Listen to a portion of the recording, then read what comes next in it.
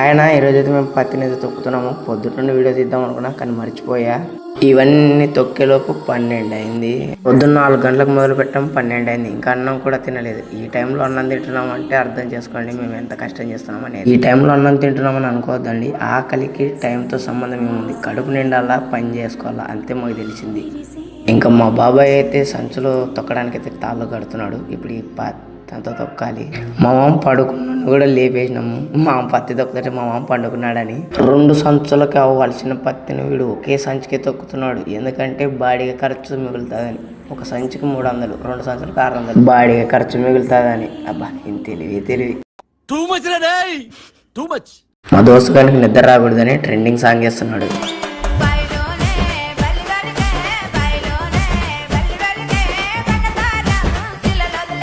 ఫైనల్గా పత్తి తొక్కేది అయితే అయిపోయిందన్న. టైం అయితే 3 అయింది. పొద్దున్నే గుడికి అయితే వచ్చేసాము. ఇంకా కొట్టుకున్నాం. పత్తి సంచులన్నీ బులోర్కి వేసుకొని చిన్నగా పత్తికొండకి అయితే వచ్చేసినాము. ఇది మన పత్తికొండ కాలేజ్. అలా హైవే మీదకి ఎక్కిస్తున్నాడు మనోడు. టిఫిన్ తిందామంటే మనం దోశలు చెప్పేసినాము. మన బండి అయితే ఆపి ఆ సైడ్కి అయితే బండి ఆపేసినాము.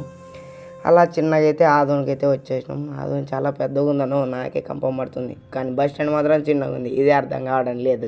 ఏదేమైనా కానీ గవర్నమెంట్ హాస్పిటల్ మాత్రం కొత్త ఉంది ఆదోనిలో. అసలు ప్రైవేట్ హాస్పిటల్ కన్నా చాలా భలే ఉంది. అసలు చెప్పడానికి మాటలు కూడా రాడు, అంత బాగుంది గవర్నమెంట్ హాస్పిటల్ ఆదోనిలో.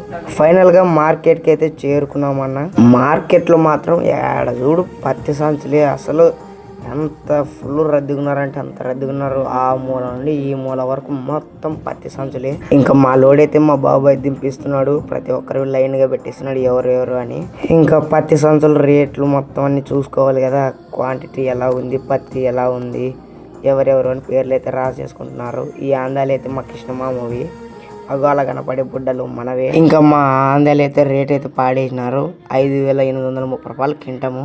టైం మధ్యాహ్నం 1 అయింది. అందుకనే తినడానికి అయితే వచ్చేసాను. చికెన్ చపాతి కొత్తగా ఉంది మార్కెట్లో.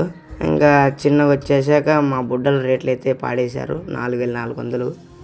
ఇంకా బుడ్డలు అయితే పట్టేస్తున్నారు. బుడ్డలు అమ్మేశాక మళ్ళీ పత్తి కాడికి వచ్చాను. ఈ పత్తి ఓనర్లు అందరూ చెక్ చేసి వెళ్ళిపోతున్నారు. మా వాళ్ళు మాత్రం ఎప్పుడెప్పుడు అయిపోతుందా అని దారి చేసుకొని కూర్చున్నారు. పత్తిని కొనేవాళ్ళు పత్తిని చెకింగ్ చేస్తారు. ఇంకా అలా చెకింగ్ అయితే అయిపోయింది. ఇంకా ఎంత వస్తుంది అనేది దేవుడికి తెలియాలి.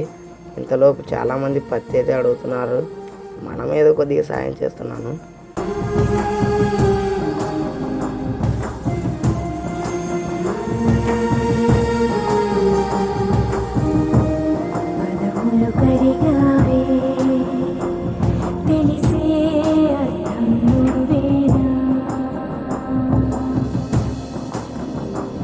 ఇంతలోపు టెండర్ ఫారం వచ్చేసింది.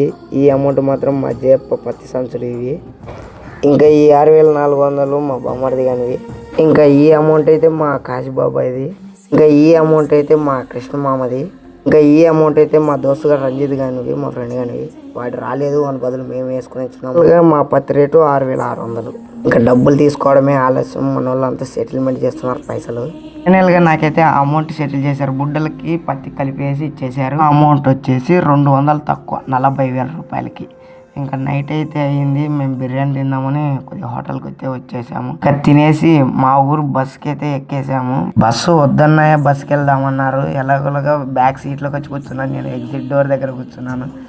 టైం 11 అయింది. మేము పత్తికొండలో అయితే దిగేసాము. అలాగే చిన్న నడుచుకుంటూ వెళ్తుంటే మా ఊరు ఆటోని పిలిపించుకున్నాము. ఆయన వచ్చేసాడు. చిన్న ఇంటికి వెళ్ళేసినాను.